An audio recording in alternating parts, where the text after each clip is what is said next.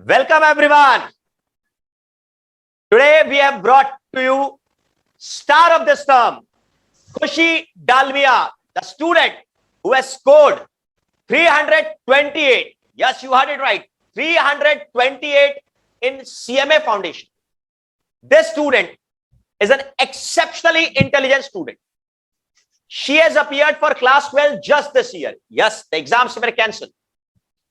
Exams cancel हो गए थे, but otherwise she should have appeared for class 12 examination, CA Foundation examination, CMA Foundation examination within a span of 3 months.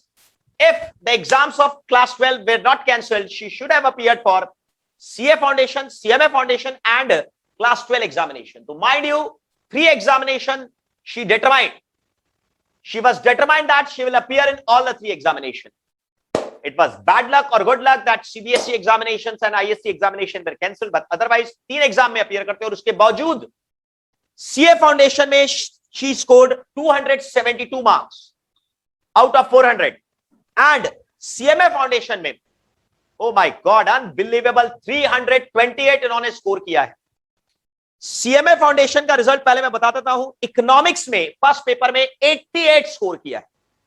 Accounts में she has scored 76, law में इन्होंने score किया है 76 और mathematics में अगेन 88. मींस अकाउंट्स और मैथ्स में 88 accounts economics और मैथ्स में 88 और अकाउंट्स और लॉ में 76 सीएमए फाउंडेशन में टोटल 328.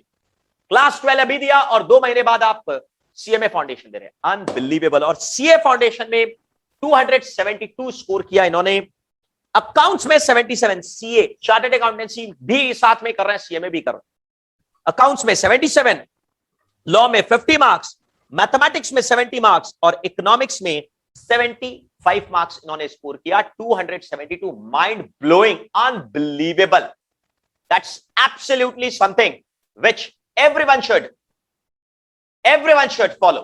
कि मतलब इतना ज्यादा स्ट्रेस, इतना ज्यादा प्रेशर लेकर भी आप अपने कैरियर के बारे में फोकस्ड, डिटरमाइंड, इतना जबरदस्त इनको मेहनत करना पड़ता है, आप इमेजिन नहीं कर सकते. But still she has not lost the way and she is focused to do both the course, CA और सीएमए साथ में. और जस्ट क्लास 12 के ठीक बाद 3 मंथ्स के बीच में इनको 3 एग्जाम अपीयर करना पड़ता. अनबिलीवेबल. सबसे पहले वेलकम खुशी डालमिया. Thank you sir. आप कैसा फील कर रहे हैं इतना जबरदस्त मार्क्स स्कोर करके सीएमए के अंदर में, especially 328, that turns out to be around 82% to be exactly precise. My God, unbelievable. How are you feeling now on top of the world? It's really a very good feeling. Actually, my CA foundation exams did not go so well because of my lack of time. But then the time which I got in between, I was able to revise more well and do well in my CMA, and that makes me more happy. The classes which I took from you, I was like, it was so uncertain. I have to give 12th, I have to prepare for CA foundation. But I heard that your teaching is so wonderful that I went for it. And within 2 and 3 months, I was able to watch all your lectures and my concept got so much clear by it. Unbelievable. आप 3 महीने के अंदर जितना class है सारा का सारा कर लिए. अनबिलीवेबल. डेफिनेटली इन्होंने मेरे को बताया भी कि हम लोग वीडियोस के अंदर में, क्लासेस में इंस्ट्रक्शन देते हैं कि इस चीज को आप फास्ट फॉरवर्ड करिए, इस चीज को आप स्किप करिए, इस चीज को अपने आप करिए, इस चीज को आप नॉन मैथ्स के स्टूडेंट्स, मैथ्स के स्टूडेंट्स क्लास 12 में अगर आपका पढ़ा हुआ है तो इस चीज को फॉरवर्ड करिए. ये सारी चीजें इन्होंने अप्लाई किया और तभी आप इतने कम टाइम के अंदर इतना जबरदस्त स्कोर कर पाए. My God, unbelievable. अच्छा ये बताइए कितना देर आप पढ़ाई करते? मतलब मेरे को तो लगता है कि आप 24 आवर्स पढ़ते होंगे. क्यों? नहीं सर, 5 to 6 आवर्स में हो जाता है. बेसिकली जो भी पढ़ते हैं उस टाइम पे अगर सही से पढ़े, आपके लेक्चर्स देखने के बाद फिर खुद से जब सेल्फ स्टडी करती हूँ तो डाउट जो भी होता है फिर उसको तो आप क्लियर कर ही देते थे. तो प्रॉब्लम बहुत कम हुआ और जितना भी टाइम दिया बस प्रोडक्टिविटी के साथ दिया, तो it worked on. Oh my God. मतलब अननेसेसरी समय की बर्बादी अगर आप करेंगे 5 to 6 आवर्स, मतलब 5 to 6 आवर्स अगर आप वीडियोस को इंक्लूड करके बोल रहे हैं कि एक्सक्लूड करके बोल रहे हैं? सिर्फ वीडियोस तो लाइक हर दिन लेक्चर्स देखना रहता था, वीडियोस को हटा के वीडियोस 5 आवर्स और उसके अलावा 2-3 hours self studies. Oh my God, unbelievable. 8 hours के आसपास तो आपका स्टडी हो ही गया ऑन एन एवरेज। अच्छा, वीडियोस को डेफिनेटली आप फास्ट फॉरवर्ड करके देखते होंगे जरूर से। Yes sir. वो अच्छा, आप सारे इंस्ट्रक्शंस फॉलो करते हुए देखा कि एक तो 12th पढ़ा था तो साथ में आप इंस्ट्रक्शंस देते थे कि 12th में ये है, तो उससे भी हेल्प होता था कि मुझे किस टॉपिक में कितना टाइम देना है। वो आप ऑलरेडी, और कुछ कुछ चैप्टर्स तो इतने अच्छे से आपने करवाया था जो न्यू था, जैसे फाइनल अकाउंट्स न्यू नहीं था बट फिर भी आपका कॉन्सेप्ट तो बहुत अच्छा था उसमें, उससे मिला तो बहुत अच्छा लगा। चलिए, वो फाइनल अकाउंट्स में हम लोग जिस तरीके से पढ़ते हैं उस तरीके से आपके 3 चैप्टर एक साथ में होते हैं, फाइनल अकाउंट्स, एनपीओ और पार्टनरशिप, और इंटरमीडिएट में आप जाकर सिंगल एंट्री में मास्टर चैंपियन बन जाते। एक एक चीज को हम लोग डेबिट और क्रेडिट के हिसाब से करते हैं। My God, unbelievable. Journal entry पास किया और उसका पोस्टिंग किया, मतलब it becomes so damn easy. Final accounts, खैर अकाउंट्स के एक एक सब्जेक्ट के बारे में अगर मैं आपको बोलूं, इकोनॉमिक्स का कैसे प्रिपरेशन करना चाहिए। आपने इकोनॉमिक्स में 88 स्कोर किया है, तो मैं उसका आपसे जानना चाहूंगा, क्या राज है? सर आपकी बुक के जो एमसीक्यूज है वो बहुत प्रोडक्टिव है। अगर आप एक बार कॉन्सेप्ट समझा देते हो उसके बाद एमसीक्यूज जब देखते हैं तो आपकी बुक से जो एमसीक्यूज उतना देखना ही बहुत होता है। उसी को 2-3 बार मैंने देखा सीएमए के लिए, तो वो बहुत हेल्प आउट हुआ। माइक्रो का जो आप कॉन्सेप्ट एक बार दे देते हो उसके बाद सिर्फ एमसीक्यू देख लेने से वो बहुत ज्यादा क्लियर हो जाता है, क्योंकि क्वेश्चन देखने के बाद फिर आइडिया लग जाता है। इकोनॉमिक्स में आपको शायद याद होगा, माइक्रो इकोनॉमिक्स के पार्ट में हम लोगों ने खाली काम की चीजें लिखी, सिर्फ और सिर्फ, मतलब उसी को मैं एक्सप्लेन करता हूं। बेकार ज्ञान, इधर उधर की बातें, अननेसेसरी अनप्रोडक्टिव चीजें आप लोग नहीं दिए। मैथ भी उससे वॉल्यूम भी कम होता है और काम की चीजें सिर्फ, ये बढ़ेगा तो ये घटेगा, ये घटेगा तो ये बढ़ेगा, दैट्स इट, नथिंग। तो वो काफी यूजफुल था कि कैसे? सर ऑफ कोर्स यूजफुल था। एक्चुअली जब मैंने प्रिपरेशन स्टार्ट करने की सोची उस टाइम मैट के थ्रू जाने का सोचा, बट लिटरली मैट में कंटेंट थोड़ा इतना ज्यादा था कि आपकी बुक का जब मैंने देखा तो मुझे फील हुआ पर्सनली कि कंटेंट ज्यादा नहीं है, बस वो मैट में ज्यादा प्रिसाइज वे में नहीं दिया हुआ है और थोड़ा एलिब्रेटेड वे में आपने जो शॉर्ट करके जो इम्पोर्टेंट था वो दिया। फिर मैंने सिर्फ बुक फॉलो की। आईसीआई मैट ट्रूली बोलूं तो उसे फिर टच भी नहीं मैं किया। स्टेटमेंट आपका क्लेरिफाई करना चाहता हूं। आप शायद ऐसा बोलना चाहते हैं कि इंस्टीट्यूट का मैथ आपने जब देखा तो बहुत इलेबोरेट में दिया हुआ, और ज्यादा लग। उसको हम लोग कंसाइज करके और टू द पॉइंट हम लोग पढ़ते। Yes sir. अच्छा अच्छा, चलिए, वेरी गुड। तो पहले आप इकोनॉमिक्स और इकोनॉमिक्स के बारे में बोल रहे थे कि पहले आपने क्लास किया, उसके बाद में सीधा मल्टीपल चॉइस क्वेश्चंस, बस उसी पर फोकस किया और कुछ नहीं। और कुछ Yes. स्पेशल टिप आप चारों सब्जेक्ट के बारे में बोल सकते हैं, कुछ स्पेशल टिप आपने फॉलो किया हो? कि बुकलेट भी मिला था मुझे मैथ्स और इकोनॉमिक्स के लिए, जिसमें पास्ट ईयर क्वेश्चंस थे, वो बहुत ज्यादा हेल्पफुल थे। उससे आइडिया लगता था लेवल ऑफ क्वेश्चंस क्या रहने वाला है और किस तरह से प्रिपेयर करना है, कौन सा टॉपिक पे ज्यादा इंपॉर्टेंस देना है, कहाँ पे हम लोग को। आपने सारा कॉन्सेप्ट इस तरह से क्लियर किया माइक्रो का कि कुछ जरूरत ही नहीं पड़ा। और उसके साथ जो था, मतलब it was really very helpful in all the subjects. In accounts, like I love the way of teaching conceptual. It was totally conceptual. और लॉ में भी आपके एग्जाम्पल्स जो आप देते थे वो दिमाग में लाइक सेट हो जाते थे। जब भी कोई टॉपिक दिखता था, मेरे साथ तो सीए फाउंडेशन एग्जाम में ऐसा हुआ कि जब मैंने पेपर देखा तो एक एग्जाम्पल था जो आपने क्लास में करवाया था बासमती राइस से रिलेटेड, और वो एग्जाम्पल एग्जैक्ट आ गया सीए फाउंडेशन के एग्जाम में। तो आई वाज लाइक, वो कॉन्फिडेंट दे दिया मुझे थोड़ा और, and I felt even more confident. अरे क्या बात है, बहुत अच्छे बहुत अच्छे बहुत अच्छे। अपने हम लोग क्या करते हैं कि हम लोग सारी चीज को कवर करने की कोशिश करते हैं, तो उसमें से ही आता है। मतलब if you are studying comprehensive everything, concept के बेसिस पर अगर आप जाएंगे तो पूरा ही आएगा। Yes. अच्छा, आप जैसे थ्योरी सब्जेक्ट को आप याद करना पड़ता था और समझ के कैसे कैसे पढ़ते थे, याद करके कि समझ के कि दोनों? सिर्फ कुछ टॉपिक्स मेमोराइज भी करने पड़ते थे, बट मुझे ज्यादा समझ जाने के बाद फिर वो ज्यादा बेटर लगता है। आप जो पढ़ाते थे तो मैं साइड साइड में लिखते रहती थी जो भी आप बोलते थे शॉर्ट में हिंदी में, तो उससे बाद में जब मैं रिवाइज करती थी उसी बुक से तो मुझे देख के ही समझ में आता था कि लाइक मुझे इसमें ये है वो है, तो उससे मुझे काफी हेल्प मिला। तो मुझे ज्यादा एक्स्ट्रा एफर्ट नहीं देना पड़ा याद करने के लिए बार बार, बिकॉज एक बार समझ जाने के बाद फिर वो इजी हो गया था। चलिए, बहुत अच्छे, very good. Accounts, law, maths, इनके बारे में आप कुछ बोल रहे थे। हम लोग तो इकोनॉमिक्स के नहीं, सारे सब्जेक्ट के बारे में बोले। मैथ्स के बारे में बताइए। मैथ्स में आपने 88 स्कोर किया, कैसे? सर मैथ्स में आपने बहुत सारा शॉर्टकट दिया था, एमसीक्यू पैटर्न का एग्जाम था, तो शॉर्टकट जो आप देते थे वो बहुत हेल्पफुल था। बहुत सारे चैप्टर्स में आप बता देते थे कि ये क्वेश्चन स्किप कर दो, इस टाइप का 1 मार्क्स का आएगा, या वो स्किप कर दो। तो उस तरह से लिटरली हर चैप्टर पे कितना हमें ध्यान देना है, किस चैप्टर पे कितना इंपॉर्टेंस है और किस तरह से प्रिपरेशन करना है, वो बहुत हेल्पफुल था। और क्या मैथ्स में फॉर्मूला का जो एंड में आपकी बुक का सारा फॉर्मूला का लिस्ट था, वो सिर्फ एग्जाम के पहले देख लेने से लाइक सारा फॉर्मूलाज दिमाग में अच्छे से बैठ जाता है।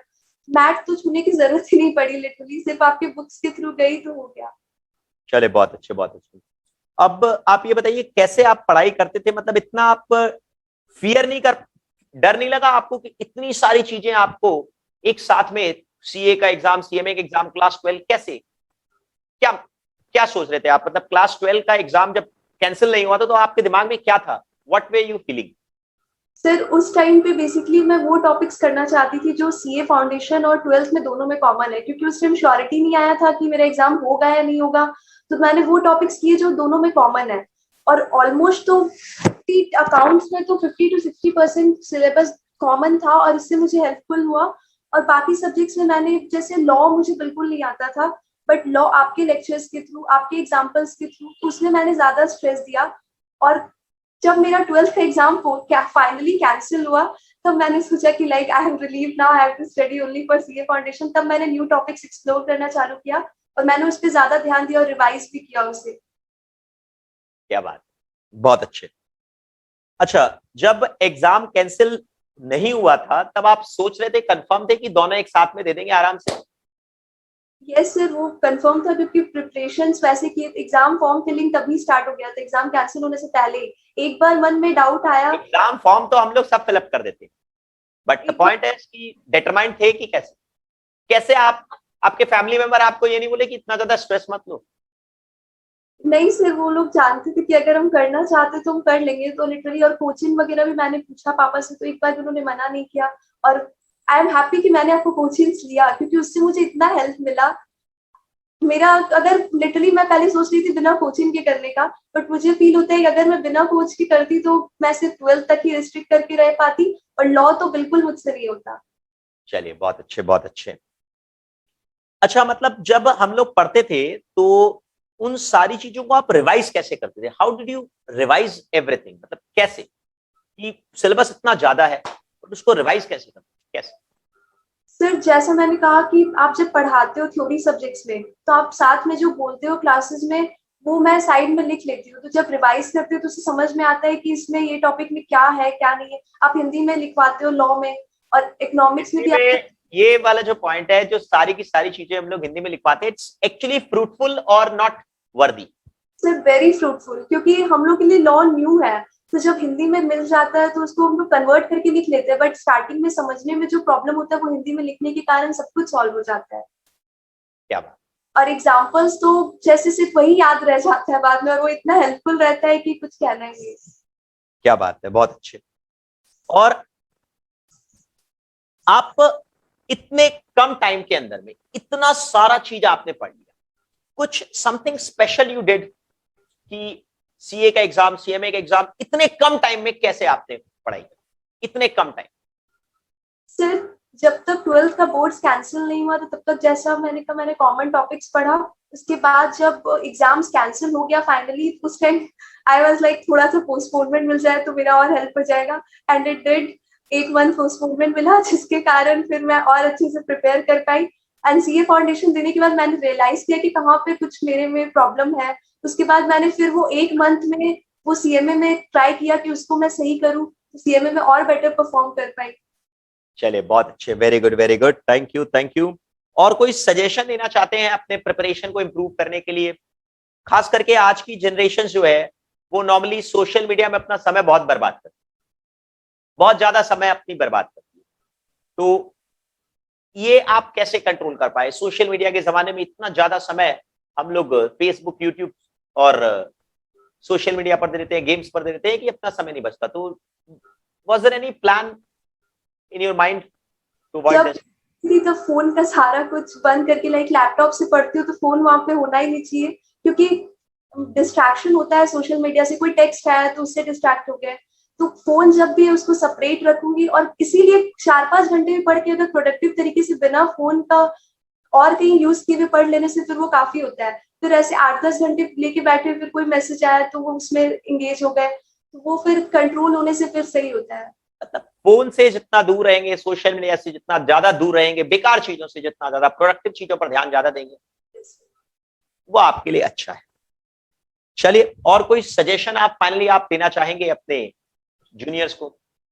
सिर्फ बस इतना ही बोलना है कि आपका जो बुक है उसको फॉलो करें, और उसके साथ जो आप रिविजन का जो वीडियोस है आपका यूट्यूब पे, वो भी बहुत हेल्पफुल है। लाइक कुछ टॉपिक्स ऐसा था जो बस उससे मतलब इतने अच्छे से आपने कवर करवाया उतने कम टाइम पे, कॉन्सेप्ट फिर एक दो क्वेश्चन, तो बहुत अच्छे से क्लियर हो गया मेरा। तो आई वाज लाइक मैंने आपके अलावा और कुछ फॉलो ही नहीं किया। तो बस यही बोलूंगी कि जितना भी टाइम पढ़ूं, प्रोडक्टिव पढ़ना चाहिए, और फिर आपका जो आप बोले इंस्ट्रक्शंस को फॉलो करो, जिसको स्किप करना है, जिस चीज पे फोकस करना है। एंड आपका गाइडेंस बहुत ज्यादा अच्छा है, and it was very very helpful for me. Thank you, thank you. All the best for your future. आप थैंक यू। जिस तरह से अभी सीएमए के अंदर में स्पेशली आपने परफॉर्म किया, उससे भी ज्यादा बेटर आप फ्यूचर में दोनों कोर्सेज में परफॉर्म करें और अपने लाइफ में इसी तरह से एक्सेल करें। आपका नाम है Khushi, and you will always be happy. That's our wish. तो ये थे खुशी डालबिया, 328 in CMA and 222 in CA. Thank you, Kushi.